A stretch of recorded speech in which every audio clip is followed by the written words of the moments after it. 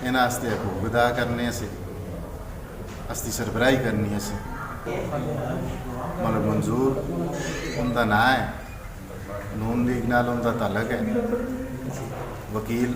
दे पेशे तो इत्थे वास्ते शहर में जाने जुलते हैं तो बड़ा एक नां है असदा कौम बलादरी का बड़ा नां है असदी सरबराही का उन्हें हक अदा करना सा जिस बिच असां दे हकूक के तहफ़ुज़ से क्योंकि रिश्तियों में असते ख़ानदानी निज़ाम का जोड़ा माशरे का एक निज़ाम है उस असी एक ख़ानदानी तौर पर चलते आने ख़ानदाना रिप्रजेंट करते आने असते इस ख़ानदानी निज़ाम में असते बड़े वडेरे असते सरबराह उठ के जिस टाइम असते हकूक के तहफ़ुज़ के बजाय असां को उठ के खाना शुरू करके सुंजियाँ धराड़ उठ के फसला का पै जुलती है उस धराड़ का मकसद कोई भी नहीं रहा मतलब मंजूर हुसैन पिंड के जड़े इधर अब्टाबाद शहर में नामी ग्रामी शख्स हैं ये असां दे सके चाचे हैं असी उन्होंने सके भतरीए हैं असी मलिक गुलाम हुसैन उन्होंने बड़े भाई मरहूम जड़े फौत हो गए उन्होंने भतरीए मलिक साहब असां दे वालिद साहब के 10 साल हो गए फौत होए दो तो उन्हें असां दे घरे की सारी जिम्मेवारी अपने सिर के दी है जितना भी मामलात है लेन देन है वो सारा उन्हें अपने सिर के दे असां भी उन्होंने सारा कुछ छोड़े रहे और उन्होंने भरोसा भी असां आया कि वालिद तो बाद वो असां दे सरबराह हैं असां कदे उन्हें आगे कोई गल नहीं की कोई चीज़ कदे उन्होंने को नहीं मंगी कदे उन्होंने घर जुल के उन्होंने दरवाज़ा खटखटाया नहीं कदे किसी गलत कमे में न गई ठीक है जी तो ये चंद रोज़ पहले मतलब कोरोना का हालात जिसले चले न उस वे असां दे हालात भी कोई माली हालात खराब होए तो उस वक्त असां कोई शक शुबा होए जिस होते असां दे इन्हां घर बेचना और प्लाट बेचने का मतलब ये करके था कि भाई असी प्लाट और मकान बेच रहे हैं इस शक की बिना पर असां जिसले कागज़ कढाए तो उस 13 मरले जगह जी मलिक मंजूर साहब अज तो 8 साल पहले असां बंद करके दी है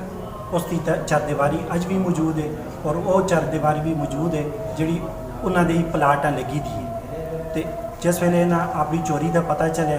इतों निकलने की कोशिश कर रहे तो इन्हें असा पुलिस के जरिए बार बार मतलब टार्चर करना शुरू करके दे ठीक है जी असा बंद भी कराया गया और असां दी कोई रिपोर्ट नहीं लिखी गई जिस तरह थाने में भी असी गए हैं तो उन्होंने नाम सुन के कलम रुक गई है तो किसी किस्म का कोई काम थाने के जरिए भी नहीं किया गया थाना किहड़ा है थाना सिटी अब्टाबाद थाना सिटी उसके जरिए भी कोई काम नहीं वालिद साहब ने इनके जोड़े दादा बूआ से उन्हें अपने याद में एक तकसीम की जिस में बाकी वारसा मकान देते से बाकी पुत्रा अपने तो मलिक मंजूर साहब जो वकील हैं उन्हें जगह दी असी एक कनाल मकान न देते असी जिस बिच कुछ जगह उन्हें अपने नाँ तो छोड़ी असी जिस टाइम दादा बू फौत हो गए तो कुछ अरसे बाद मलिक मंजूर इतों इलैक्शन भी इस खेड़े इलैक्शन खेड़ने तो बाद जितया इतना असा इस इज्जत अपनी का मतलब है असा अपनी इज्जत समझ के इस चीज़ की खुशियाँ मनाई इसदियाँ अज इस चीज़ का असा बड़ा दुख होता है जिस टाइम असी इस तरह की गल करते हैं क्योंकि असी इसको अपनी इज्जत समझते हैं मगर इस बंदे असा कोई एहसास नहीं किया कोई रिश्तियों का ख्याल नहीं किया ये उठ के पई ना यतीमा बच्चों के पई हकूक उन्होंने वालिद साहब की गड्डियाँ टैंपर है उन्होंने बाकी लैन देन आई सारियां करना तो बाद चीज़ा एक नाल भी ऐसे तो बेटे मामू मेरे आज तो तकरीबन 10 साल पहले फौत हो गए मामू मेरे दे लारी वगैरह है डैंपर वगैरह है बाकी प्लाट है बीबुला कॉलोनी पे प्लाट है तो 2010 के जिले वो फौत होए थे मलिक मंजूर साहब ने सारे घर का निज़ाम अपने अंडर करके दे जिले सारे मामलात इन्हों के अंडर है ये अज 10 साल तो उसी तरह चलते आते हैं भी मलिक मंजूर साहब के नाँ तो उत्थे एक कनाल का प्लाट है वो प्लाट बेच के तो बीबुला कॉलोनी बेचना कोठी बनानी है तो बड़ा भरा जड़ा है मलिक गुलाम हुसैन उन्होंने आख्या यार ये प्यू का थे है तू बाहर ना बेच तो ये चीज़ मैं आप रख के दूँ उसकी पेमेंट की है पेमेंट करके चरदवारी लानी शुरू की है चरदवारी जिले आखिर पे पहुँची है तो वो उस दौरानिए पे फौत हो गए जिले फौत हो गए ਤੇ ਮਹੀਨੇ 4-5 ਗੁਜ਼ਰੇ ਨੇ। ਉਹਨਾਂ ਦੇ ਬੜੇ ਪੁੱਤਰਾਂ ਨੂੰ ਗੱਲ ਕੀਤੀ ਹੈ ਕਿ ਭਾਈ ਇਸ ਤਰ੍ਹਾਂ बड़े पिओ का हिसाब किताब बस उसको इन्हें बाहर भेज छोड़े, जरा थोड़ा वीज़ा लवा के तो बाहर भेज दिया, बाहर भेज छोड़े। पिछा जो पेमेंट अपने प्लाटा की दी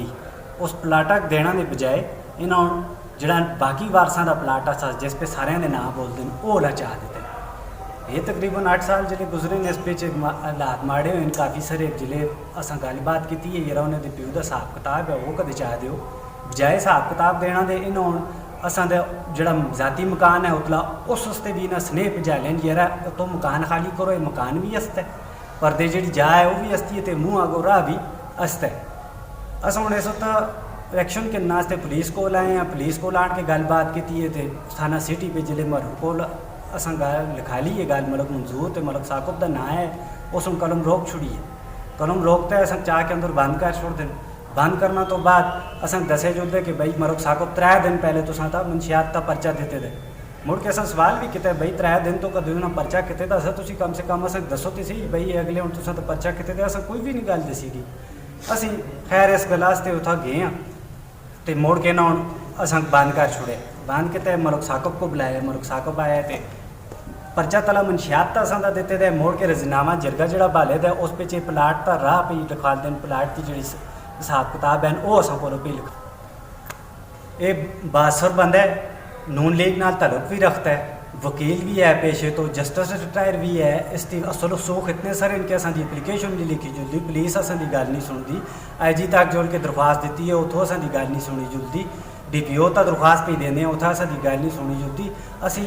अग कस को मंगा असी कस को फरियाद खड़ा कि यार असा हक मिल जुले असा लिहाजा असी तुस लोगों को ये पूछते हैं कि तुम लोगों न्याय करो कि असी हक के नास्ते कस को जुला हुकूमत वास्ते साथ देंदी है, किस तरीके का देंदी है हुकूमत के इदारे अस नाल भी क्या कर रहे हैं, एक इदारे का गलत इस्तेमाल कर रहे हैं, एक बंदा होकर गलत इस्तेमाल कर रहे हैं तो बाकी उसके कुछ जुल्म किता उस अस नाल जुल्म की इंतहा हो रही है। ਜਿਹੜਾ ਘਰਾਂ ਵਿੱਚ ਅਹਿਸਾਸ ਨਹੀਂ ਕਰਦਾ ਹਕੂਕ ਅਦਾ ਕਰਨੇ ਉਹ ਬਾਹਰ ਅੰਦਰ ਮਾਸ਼ਰੇ ਵਿੱਚ ਕਿ ਸਿਆਸਤ ਕਰਸੀ ਔਰ ਕਿ